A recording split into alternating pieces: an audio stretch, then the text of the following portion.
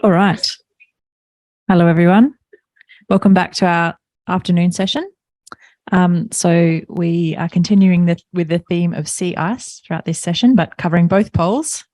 And to start off with, we're going to be hearing from Agnieszka Herman, talking about, the title of her talk is Let's Forget the Apparent Attenuation on Spectral Wave Modelling in Ice-Covered Seas. And this will be a keynote, so 50 minutes of talking, and then we'll have time for 10 minutes of questions at the end. Thank you very much for the introduction. And first of all, thank you to Jordan and all the organizers of the workshop for inviting me to give this talk.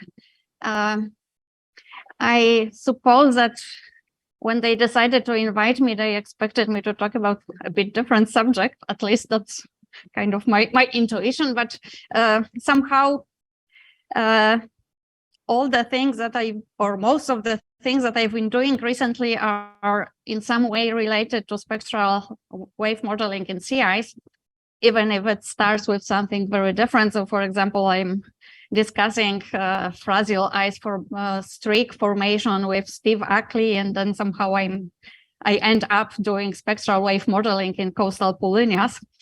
So that's why I decided to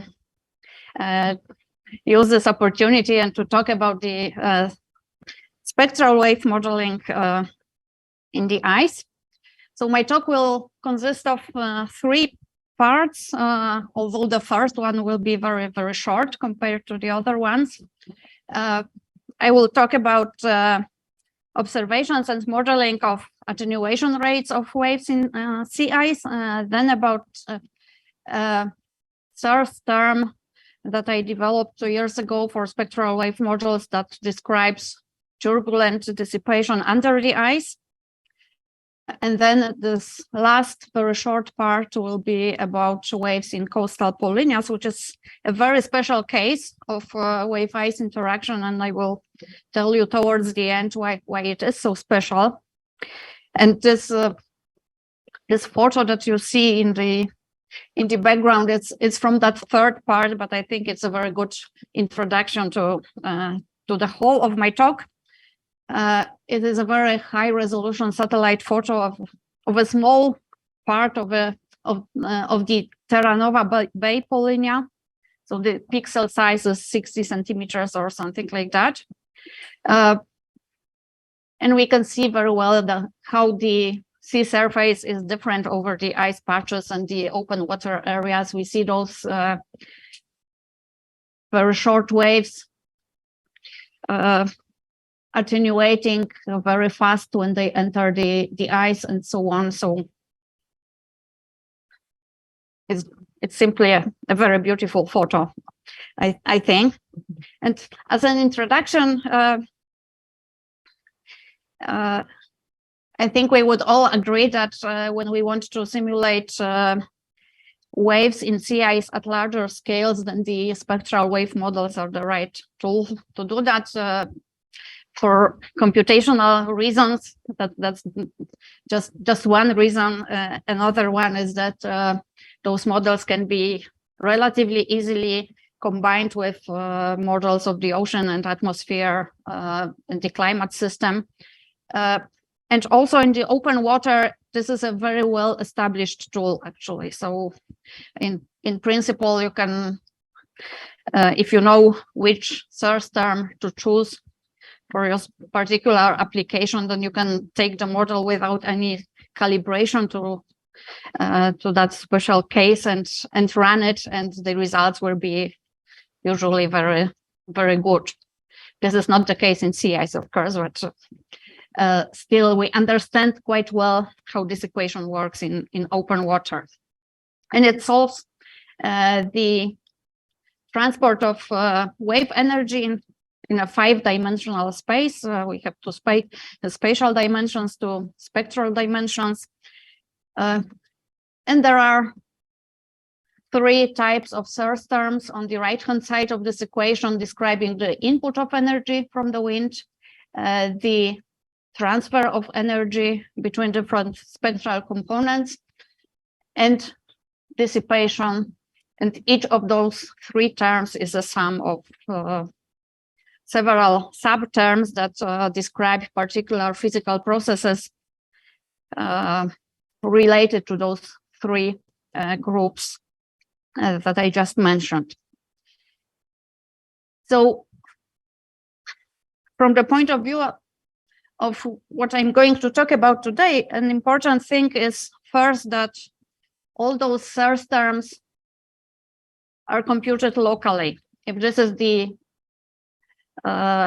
grid cell of a spectral wave model, then the left-hand side of the equation describes how the wave energy is flowing through that small region, but then all which is on the right-hand side is computed from the local energy spectrum and from the local variables like wind speed, water depth, bottom roughness, and so on. So we have no information about the wider surroundings of this particular location when we compute the source terms. And that's one thing. And then another one is that suppose we are interested in the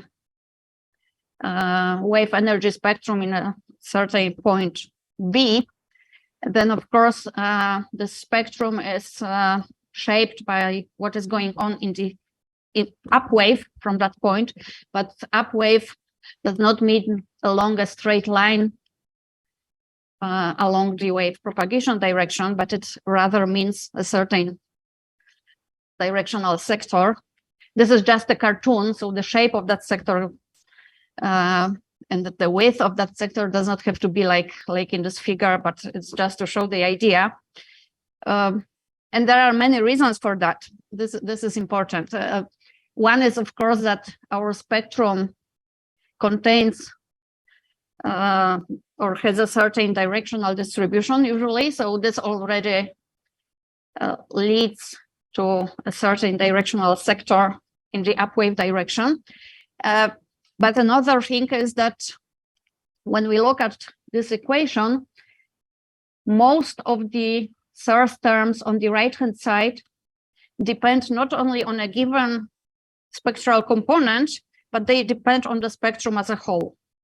And just two examples. The first one is wave breaking, which is computed from the average wave steepness. And this is something computed from the whole energy spectrum at a given location.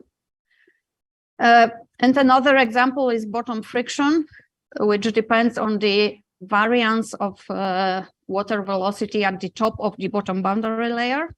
And again, this variance is computed from the whole energy spectrum, even though finally we are computing dissipation for a given spectral component. So this means that as the waves propagate, like in this example from right to left, all the spectral components develop together. We cannot separate that, at least not in open water. And in the marginal ice zone, usually we have ice concentration which is lower than 1, which means that we have some open water areas between ice flows. So even if we use those open water source terms only in the areas of open water, this gives us this interdependence of different spectral components. So it is actually better to speak about this wave front propagating towards point B rather than a wave propagating along a line.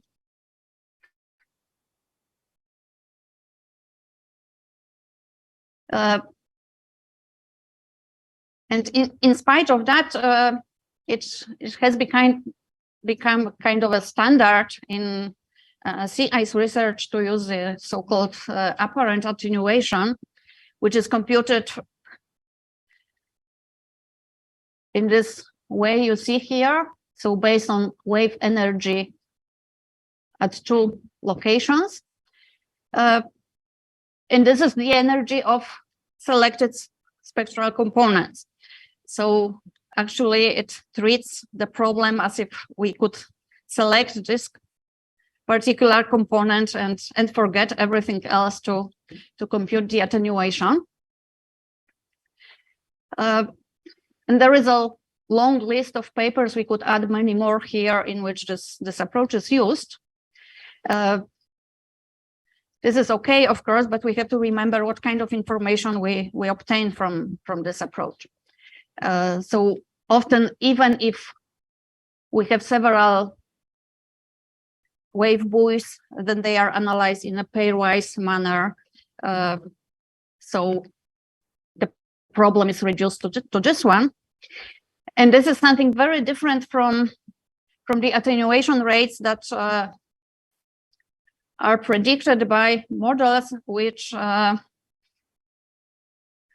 developed to describe a certain physical process leading to wave attenuation in the ice. So there are a lot of those models, as we know, and typically they predict a certain rate of change of wave energy with distance. We have two coefficients here, alpha and n, and they are both wave frequency dependent. We have models which produce exponential attenuation with n equal 1, and we have models which produce non-exponential attenuation with n greater than 1. So the turbulent dissipation that I'm going to talk about later belongs to the second group. There is a very nice recent review by Haley Shen on all those models available at the moment. So the point I would like to make here that this alpha is very different from this alpha here. And instead of discussing that at a very general level, I would like to use a particular example, a very old one. And probably known to everyone who does anything with waves and ice. So this is an experiment from the Bering Sea in 1979. And by the way, I'm going to refer a lot in this talk to some old papers today. So this is just the first example. This is a special case because it was one of the first observational campaigns which was specifically devoted to analyzing wave attenuation in sea ice.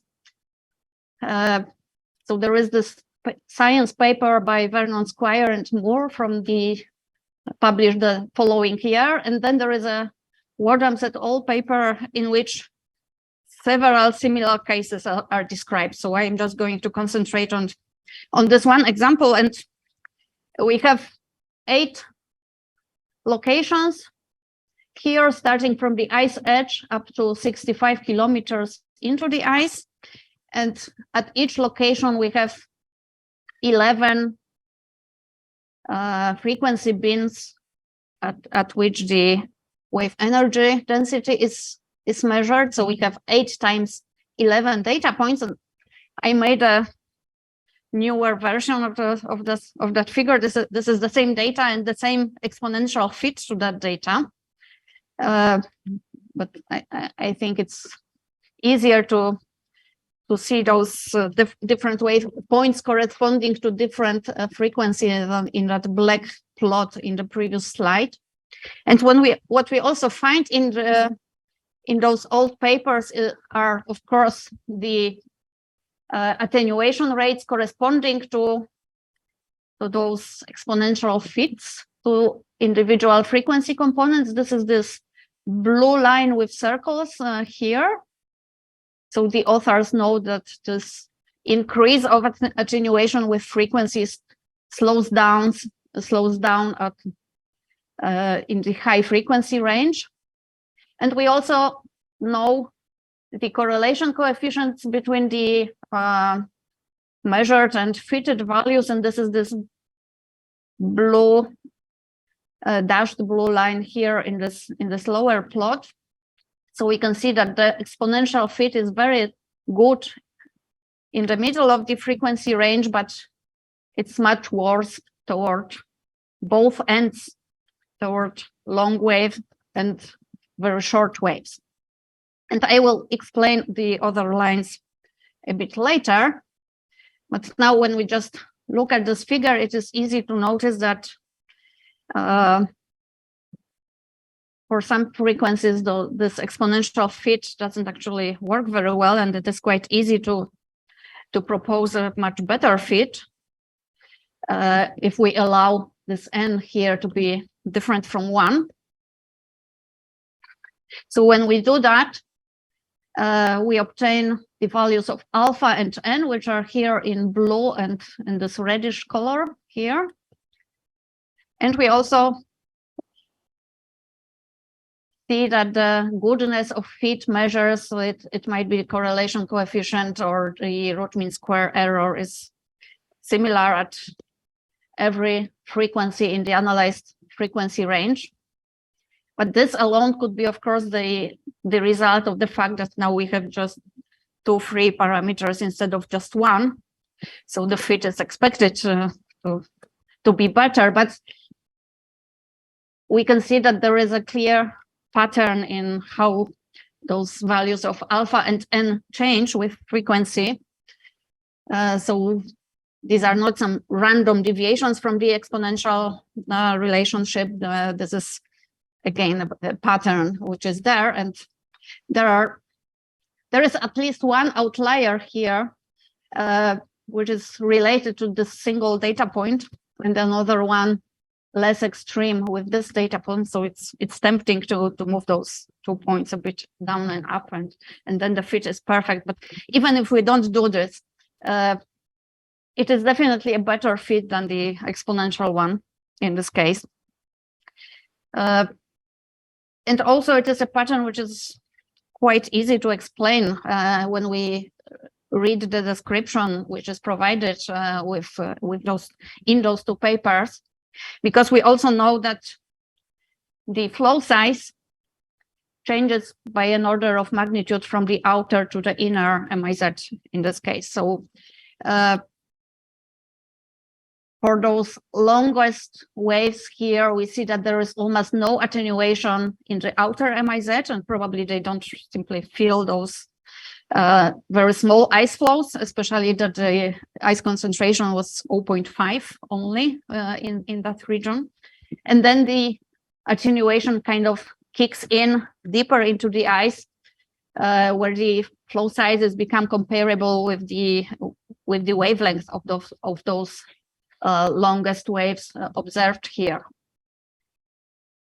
And when we look at the shortest waves, then it's the opposite. The attenuation is very strong in the outer MIZ, and deeper into the ice, there is simply nothing left to get attenuated farther, because we are already at extremely low values of wave energy. So it's definitely close to what can be measured.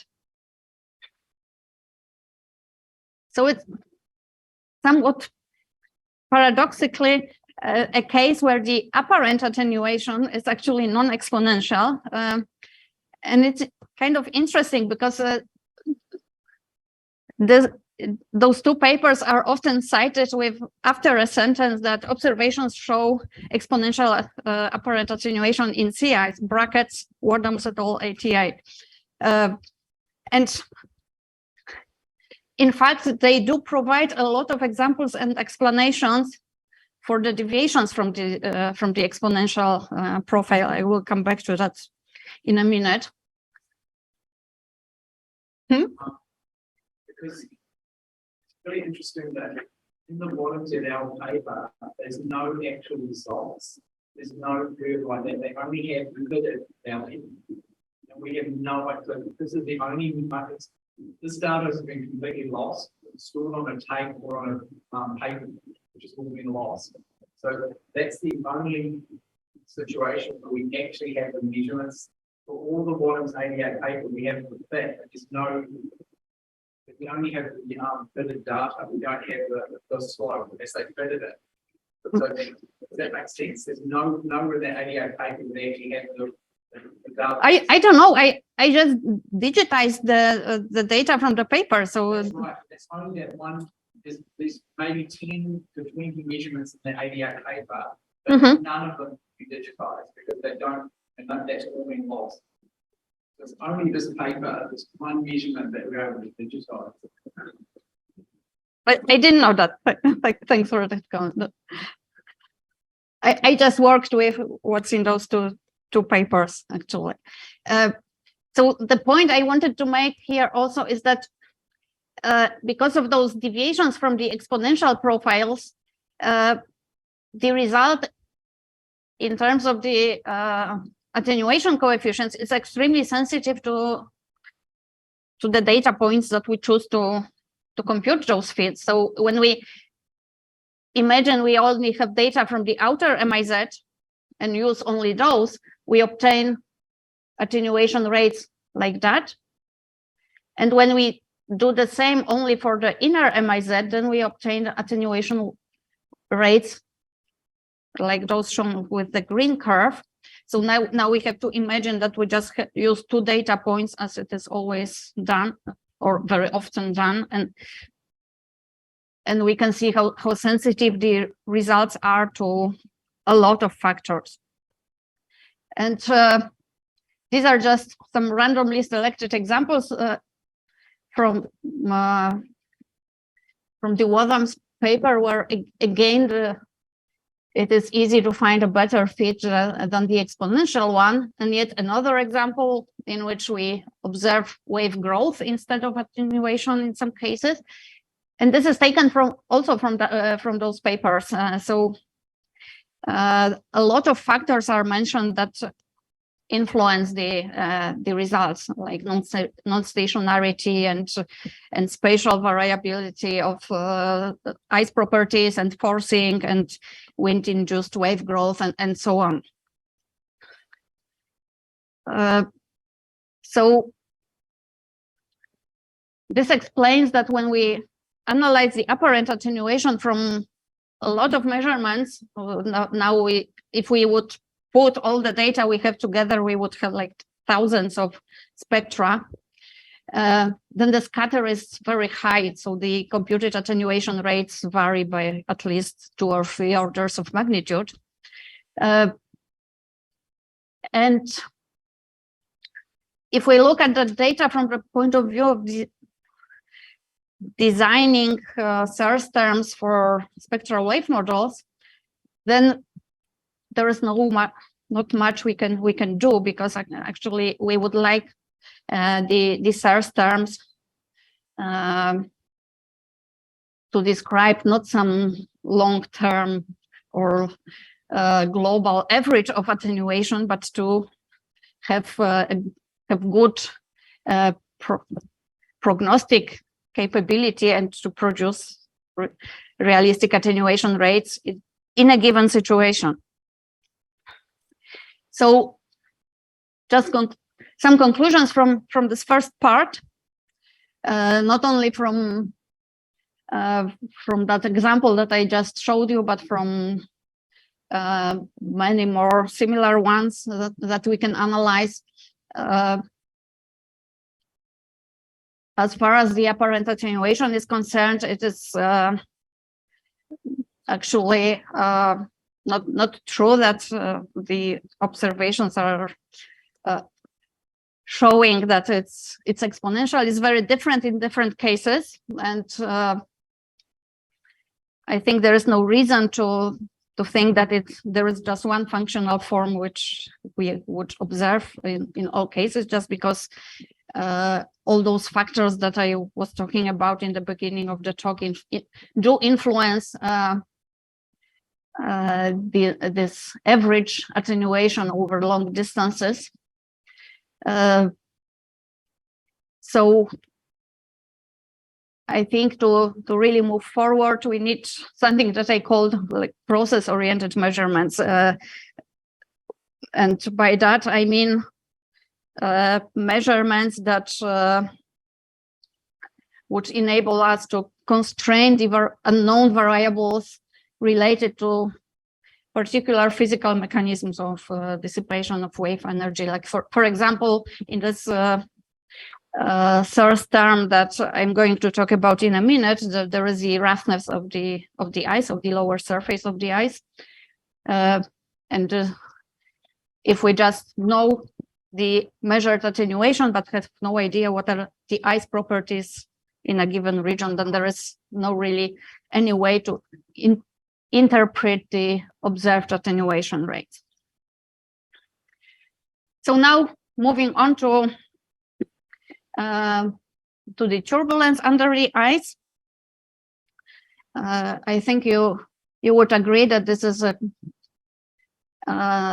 process that leads to wave energy dissipation, which is understudied. We as a sea ice community don't really, or haven't really cared about much about the turbulent processes under the ice. So again, here this is a brief overview based on that review by Haley Shen that I just mentioned.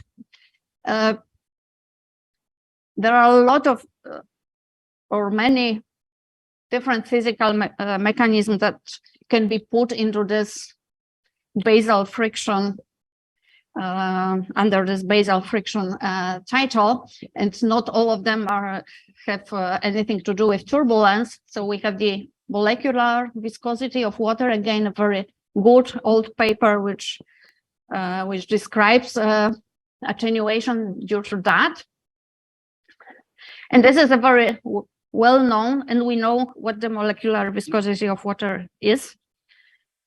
So what we should not do is to artificially increase it to increase dissipation and say that it's representing turbulence, because it's a very different physical process from a laminar flow. But I'm saying this because several models do that, exactly that. Then there is the viscosity, which is related to the presence of ice crystals in the water below the ice flows. So this is not something that I'm going to talk about today. I mean turbulence in water under the ice surface. And here there are some relatively simple models. I just cited two examples in which simple drag law is used to parameterize friction between water and ice. And then relevant for what I'm just going to tell you is the model by Justin Stopper and colleagues from 2012, where he took the source term for bottom friction, which is used as a standard in spectral wave models, and he kind of turned it upside down and applied it to the bottom surface of the ice. Of course, this applies only to continuous ice, because the assumption is, like at the bottom, that the ice is not moving in the horizontal direction, so it's just going up and down. But already this model produced non-exponential attenuation. I wrote here that it was unnoticed by the authors, because actually there is this more recent papers where they conclude that they would, to explain the data that they analyze, it would be necessary to have a model with certain properties, and then this is exactly this model. It does have those properties, but somehow it's not described in this paper. So the idea is to go a step farther from what Justin Stopper did and make that approximation or parameterization suitable also for fragmented ice, which may move in the horizontal direction. So we want to have a source term which is suitable for any ice concentration and for any flow size distribution. So there are like 3 stages. We start with the model of the bottom boundary layer, which is again quite an old one. And it is a model of spectral dissipation, which is important in this case. Then we kind of rederive those solutions for the boundary layer under continuous ice, and then we extend that so to fragmented ice. So that's the idea. And the model of Weber, I don't know why I read his name in a German way, but I don't know why. And as the previous slide said, it's not the same person who is probably known to those of you who did something in wave and ice modeling. They published almost at the same time, but these are two different persons. Anyway, this is a very general model, and it makes a minimum required number of assumptions, which is good because we can easily modify it and adjust it to our needs. So the idea is that we have a fully turbulent bottom boundary layer and a potential flow layer on top of it. And the flow in this potential flow layer is modified because we have to satisfy proper boundary conditions at the interface between those two layers. I'm not going to go into details. There is no time for that. But when we look at this term written like this, it seems very simple. But the devil is hidden actually here, because it's not a number, not a coefficient, but it's a product of two functions. And the first one is representing the variance of velocity spectrum at the top of the bottom boundary layer. So it is here in those expressions, J is the index of a given spectral component, and here there is no index, so it's a spectral characteristics of the spectrum as a whole. And then the second term here is frequency dependent. This frequency dependence sits here inside of this function. So it's different from the typical formulation for bottom friction that we find in those widely used parameterizations in spectral wave models, because here they have to be computationally effective. So a simplified version is used, but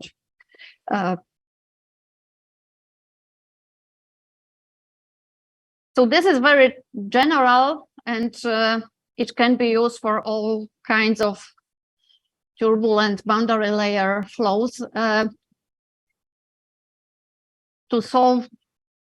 To compute those two terms, we have one more element, which is the relationship between the stress within the bottom boundary layer and the flow at the top of that layer. And this can be very complicated, but it also can be quite simple, like the eddy viscosity model.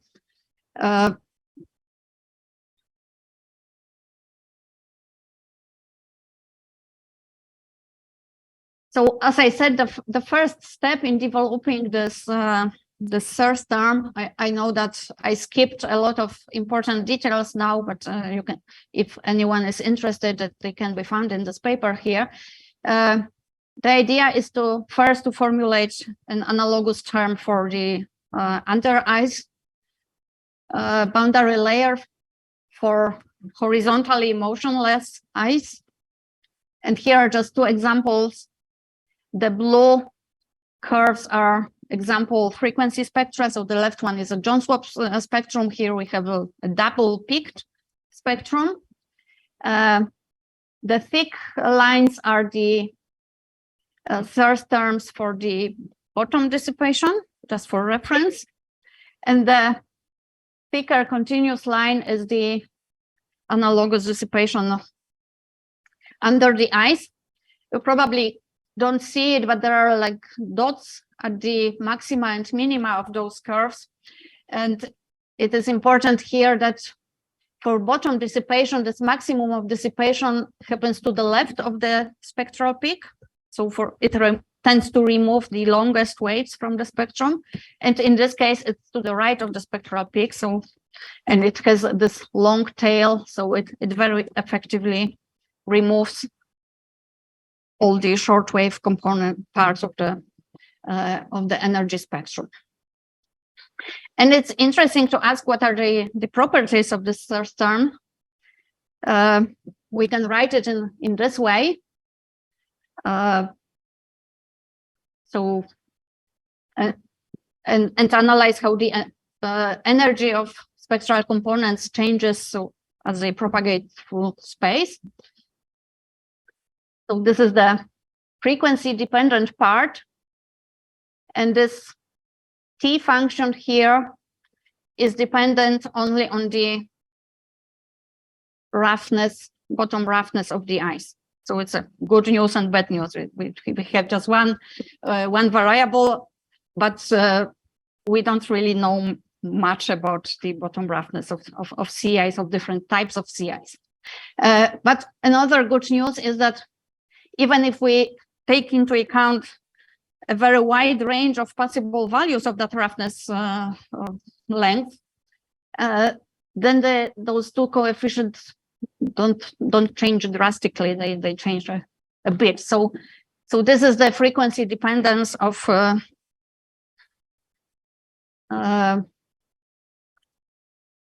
the system for continuous ice.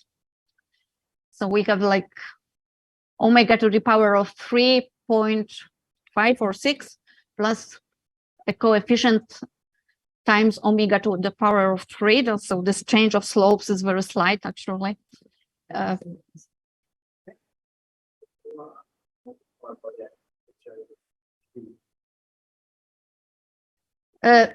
This is the whole thing.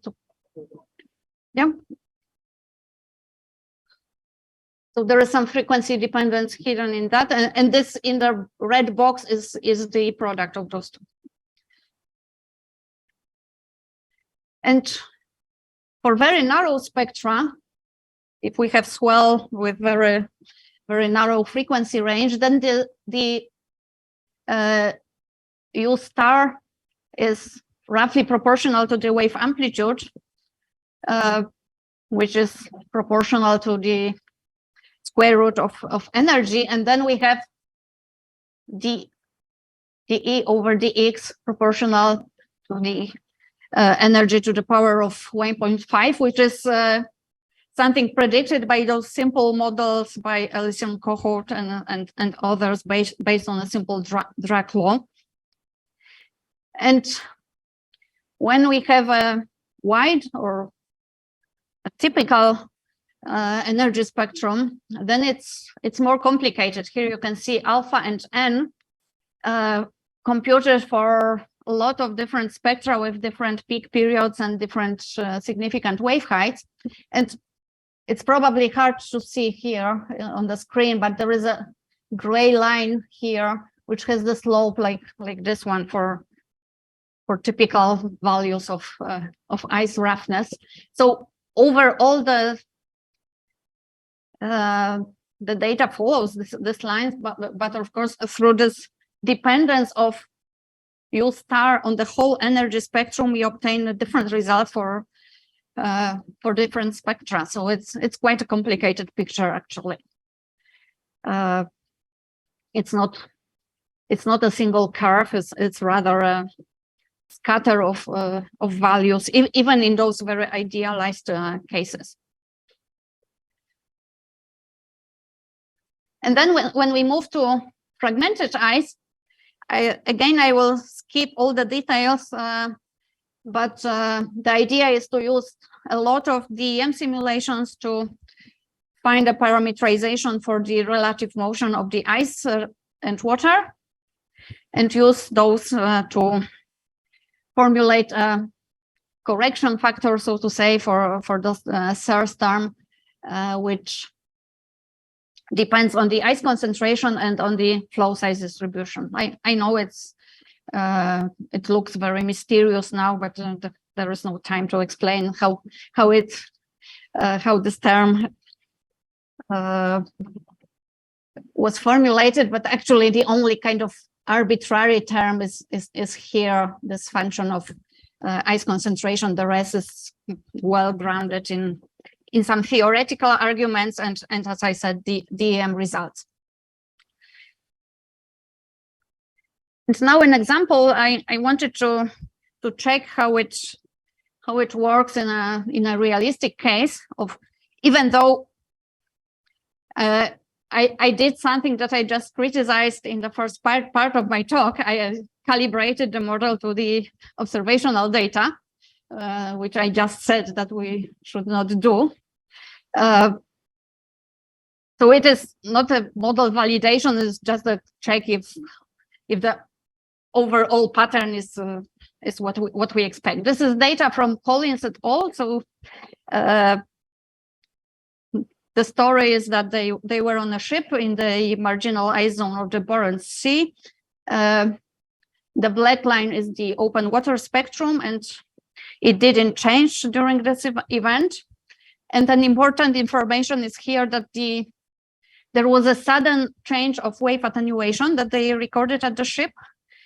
And as the authors say, the only thing that changed was the flow size distribution, because there was a sudden breakup of waves between time 1 and time 4 here. And those circle symbols show those 4 spectra measured at time 1, 2, 3, and 4. And in one sentence, the result is that when the ice broke, then the short waves were able to reach the ship. So there was much less attenuation of short waves in broken ice field compared to the unbroken ice. So what I did, I approached the problem from the end. I tried to find flow size distributions that would reproduce this pattern. So I tested a lot of flow size distributions, but basically 2 different types of them. One, which was a truncated power law, and another, a normal one. It's not really important here. It's important that we have a wide distribution and a very narrow one. And those are the fitted values, parameters of those distributions that predicted the observed data, which agrees with what we find in this paper. So they observed like very large ice flows, so with sizes exceeding 100 meters in the beginning, and then towards the end, everything was broken into 10-meter pieces and things like that. Yes. So I made this criticized by me assumption that I tried to explain with just one mechanism, the observed data, and certainly the attenuation in this case was not just due to turbulence, but to many physical processes as well. So that's clear. Because I kind of prescribed a certain bottom roughness. It's just a number. Only later I checked if this number was okay or not, and it turned out that it's toward the upper end of the of what is observed typically. So presumably with a more realistic value we would have weaker attenuation, and the fit with those observations would not be so nice. So I think I will skip the conclusions from that part, because they just repeat what I already said. Here again, there is a reference to a very old paper in which already it was noticed that a change of flow size is related to a sudden change of attenuation. And then this very short final part related to coastal polynyas. I think these are pictures that we all have seen. Those very characteristic streaks of ice, of fragile ice related to the Langmuir circulation during Polynya events. And actually, when we started doing this work, we were interested in analyzing properties of those radial streaks because they are very, very interesting in itself. But then we noticed that because we are using very high resolution satellite images, we can retrieve wavelengths from that imagery, and there is a very, very nice relationship with distance that I would like to show you. So this is again these are very small fragments of the polynya close to the shore and very few tens of kilometers offshore. We can see that those waves are growing, and also the ice concentration is growing. So when we compute the ice concentration against distance offshore, here it is normalized with the polynya extent, we can see that already when we are like in the 1/4 of the whole polynya length from the shore, the ice concentration is 0.5 or 0.75, depending on the wind speed, which means that over most of the polynya area, the waves should feel, so to say, the presence of the ice.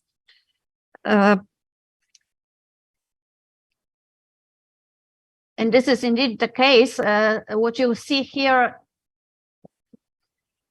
there is the same kind of information shown in two different waves. Here we have non-dimensional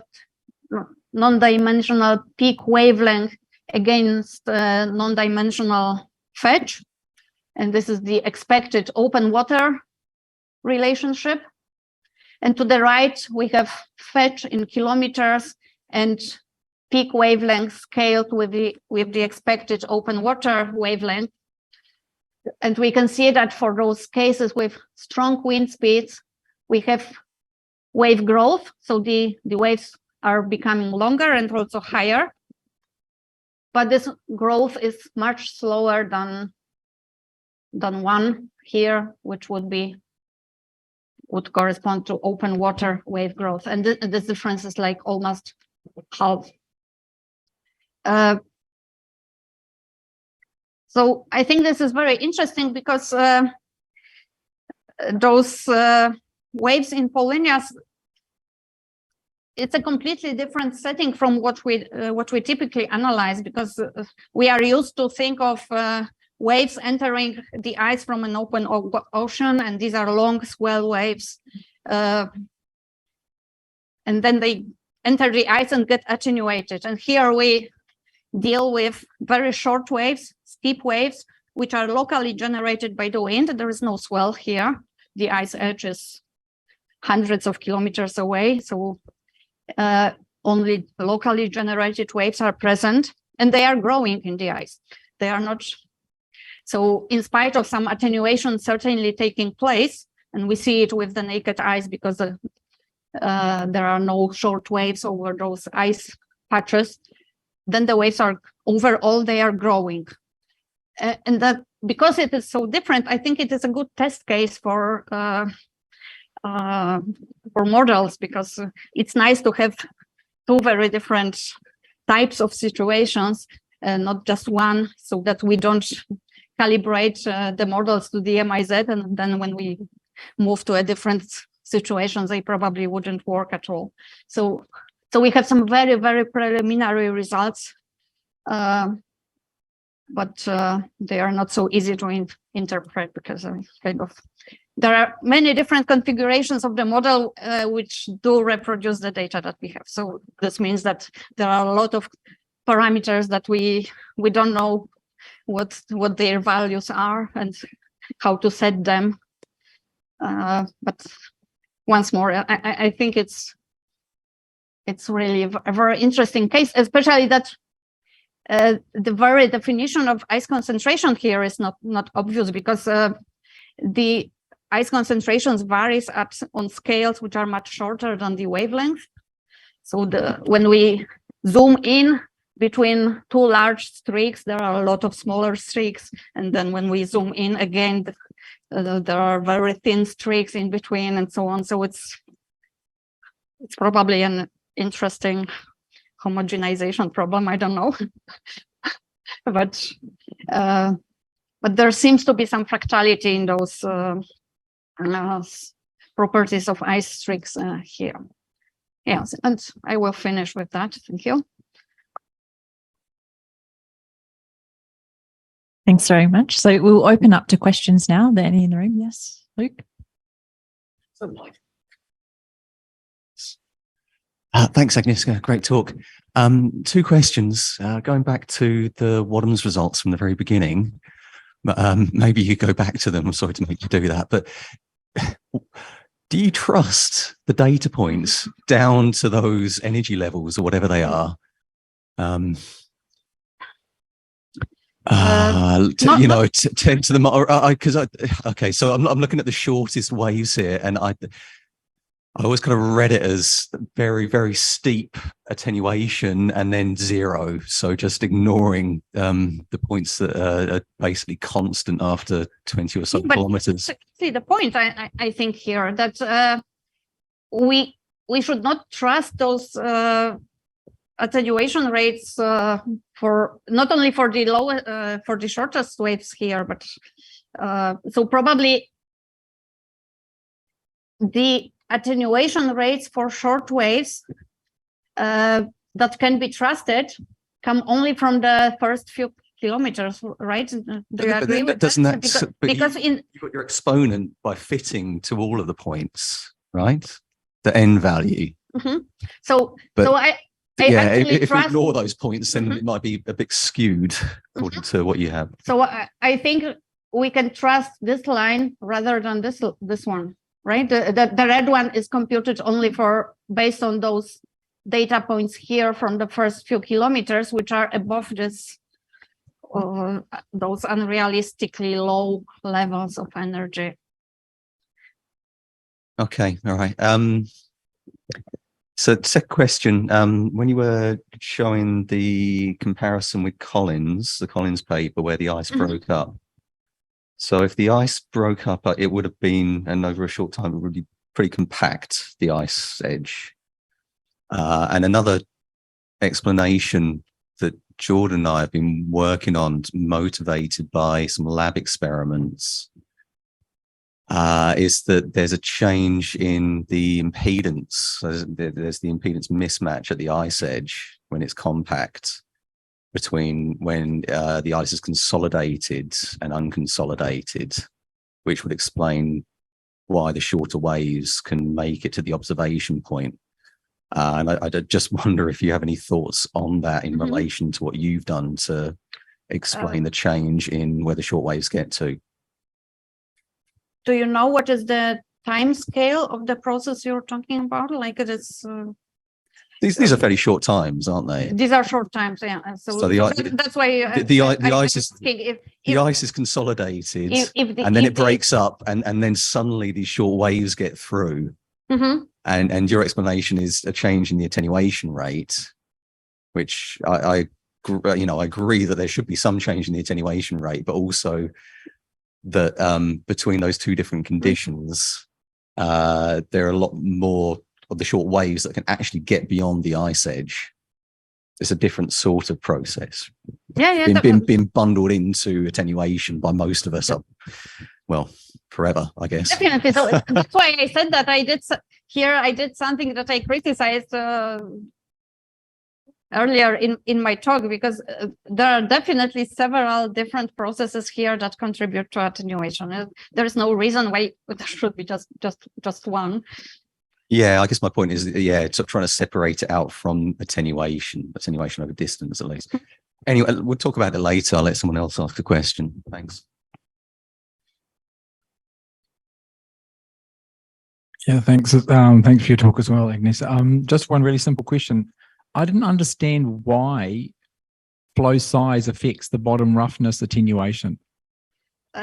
Because very small ice flows, especially if the ice concentration is sufficiently low, they follow the motion of the water, and the dissipation here depends on the relative motion of the ice and water.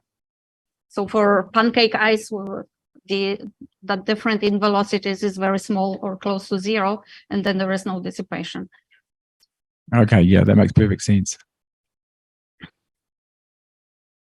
So we have time for a couple more questions. Is there any in the room or online? Alex?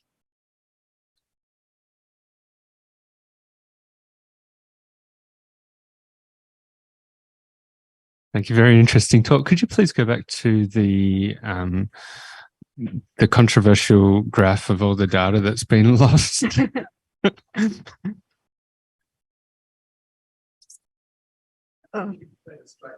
This one. Yes. Oh man, to be alive. Yeah, I'm interested in this N factor. Could you tell me, I didn't quite pick up, is it something lower than 1 or something greater than 1 for the N factor, which makes it more linear rather than exponential? N equal 1 means exponential attenuation. Sorry. Yep. So which way makes it more linear? It's attenuation like this, which is very fast and then slows down, and N below 1, the opposite. So yeah, but I'm getting tripped up by zero's linear. Okay. And so for the long wavelength waves, that's the blue color up the top, right? The long period ones. Yep. And they have an N factor of less than 1 or greater than 1? Yep. Less than 1. Okay. This kind of makes sense to me. Yep. So in my talk, if we just take the first few kilometers here, then for some frequencies, the attenuation is negative. That's why some red points here are missing, because it's like close to 0 or even negative. Yeah, this kind of tallies with what we've done with the satellite altimetry, but you'll see it in my talk, but I'll refer back to it. Thanks. We have time for one more.